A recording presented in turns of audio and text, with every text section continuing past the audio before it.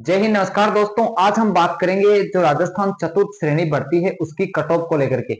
इसमें आपको है वो एकदम डिटेल से बताएंगे कि कट ऑफ है वो क्या रह सकती है और क्या नहीं रहने वाली है। देखो क्या कट ऑफ का क्या सीन रहेगा।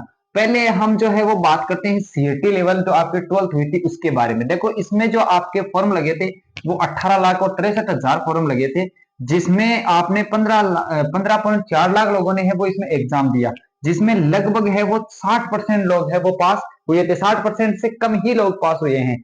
उसी के अंदर अगर हम ग्रेजुएशन लेवल की बात करते हैं, सीएटी ग्रेजुएशन लेवल की, जिसमें 13 लाख फॉर्म लगे थे और 8,50,000 जो स्टूडेंट है वो पास हुए थे। इसमें है वो 65% स्टूडेंट पास हुए थे। तो सीएटी में अगर 12th लेवल की सीएटी उसमें 60% पास होते हैं और इसके अंदर जो ग्रेजुएशन लेवल की है उसमें आपके 65% पास होते हैं।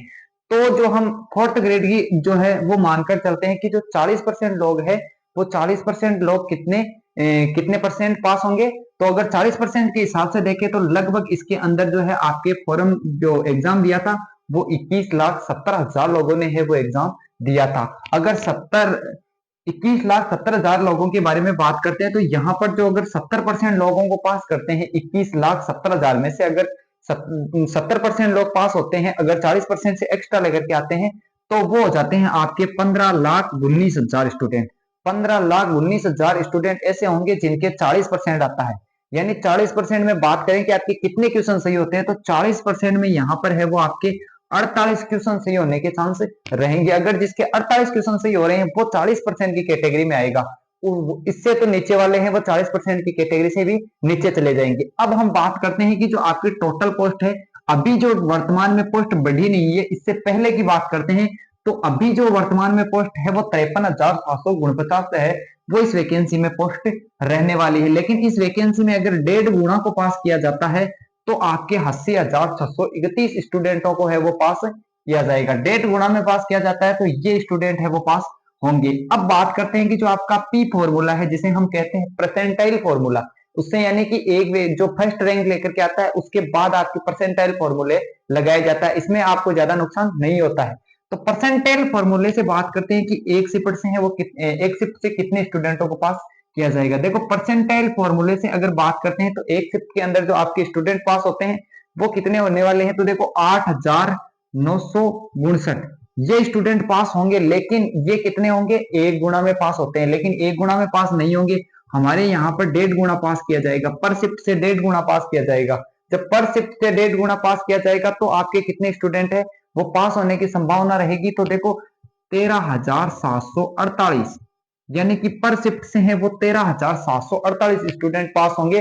तभी वो कितने स्टूडेंट पास होंगे, 80,631 स्टूडेंट तब पास होंगे जब हर शिफ्ट से ये जो स्टूडेंट है यानी 13,748 स्टूडेंट हर शिफ्ट से पास होते हैं, तब आपको ये है वो देखने को मिलेगा, ये आंकड़ा देखने को मिलेगा। लेकिन अब हम बात करते हैं यहाँ वाले वापिस फॉर्मूले की, कि अगर 48 नंबर पर है आपके 48% सही हो रहे हैं और वहां पर आपके जो है वो कितने आ रहे हैं, 40% बन रहे हैं।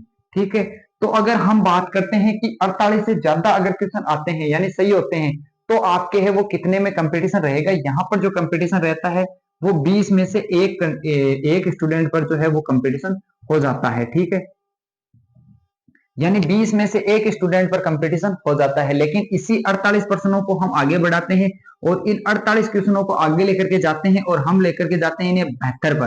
तो हम जब इनको 72 पर लेकर के जाते हैं तो यहाँ वाला जो फॉर्मूला है वो यहाँ लागू करते हैं तो 8 में से एक पास हो जाता है। ठीक है, 8 में से एक स्टूडेंट है वो पास हो जाता है। इस लेवल को लेकर के चलते हैं तब ये जो है वो चीज बनती है। लेकिन अब हम बात करते हैं कि इसके अलावा, ये तो हो गए जब हम 72 प्रश्नों पर चलते हैं तब 8 में से एक पास हो रहा है। लेकिन इसी 72 वाली चीज को हम आगे लेकर के चलते हैं और यहां हम पहुंचते हैं 84 पर। ठीक है, जब हम 84 प्रश्नों पर चलते हैं यानी 84 प्रश्नों की बात करते हैं तो 84 प्रश्नों पर अगर बात करते हैं तो वहां जो है वो आपके हो जाते हैं दो स्टूडेंट, लगभग दो से भी कम, दो से भी कम की बात करते हैं यानी दो से कम की बात करें तो मान लीजिए आप दो मान लीजिए, दो में से एक स्टूडेंट को है वो पास किया जाएगा। ठीक है, दो में से एक स्टूडेंट, लगभग 1.5% को ही माना है हमने, लेकिन हम ये है वो मान रहे हैं, लेकिन दो में मान रहे हैं। यहाँ पर इसके अलावा अब जो चीज रहेगी वो रहेगी, देखो एक आपकी पटवार की भर्ती थी। ठीक है, पटवार की भर्ती रह गई, हाई लेवल वाले कहाँ जाएंगे, पटवार में जाएंगे, प्लस आपकी पुलिस की वैकेंसी है उस पुलिस वाली वैकेंसी में जाएंगे, और आपकी जो वीडियो की वैकेंसी है उसमें जाएंगे। इनमें जाने के बाद जो आपके स्टूडेंट बचते हैं वो बचते हैं आपके 84% वाले, यानी 84 से कम ही रहने वाले हैं, 84 से ऊपर नहीं रहने वाले। अब हम है वो कैटेगरी वाइज कट ऑफ की बात करते हैं। देखो आपको समझ आएगा होगा कि किस प्रकार से है वो ये प्रोसेस है वो चली है और कहां पर आपकी कट ऑफ पर जाकर के रुकेगी। तो अब हम जब कट ऑफ की बात करते हैं यानी कैटेगरी वाइज कट ऑफ की बात करते हैं कि हर कैटेगरी की कट ऑफ है वो क्या रहेगी। देखो अब यहाँ हम जनरल की बात करते हैं। पहले हम अगर जनरल की बात करते हैं तो देखो जनरल की है वो 84 है, तो आपकी 82 से आप 84% पकड़ के चलिए, यहाँ पर है वो पर्सन होंगे, ठीक है।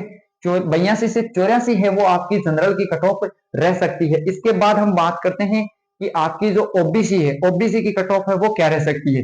तो देखो ओबीसी की बात करते हैं तो ओबीसी की जो कट ऑफ है वो रहेगी आपकी 80 से 82।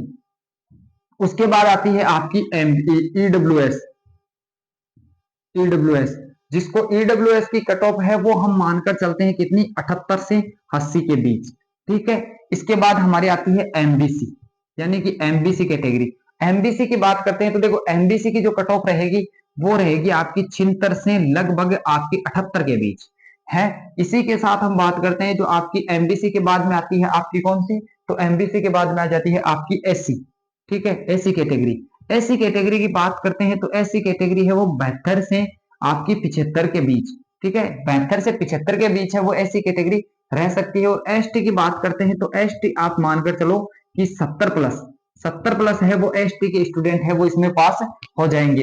ये फॉर्मूला है वो आपने देखा होगा और आप सोच रहे होंगे कट ऑफ, ये आपकी आ गई मेल की, मेल कैटेगरी की कट ऑफ है, ठीक है। यही अगर हम फीमेल कैटेगरी की बात करते हैं तो देखो फीमेल कैटेगरी की कट ऑफ क्या रह सकती है।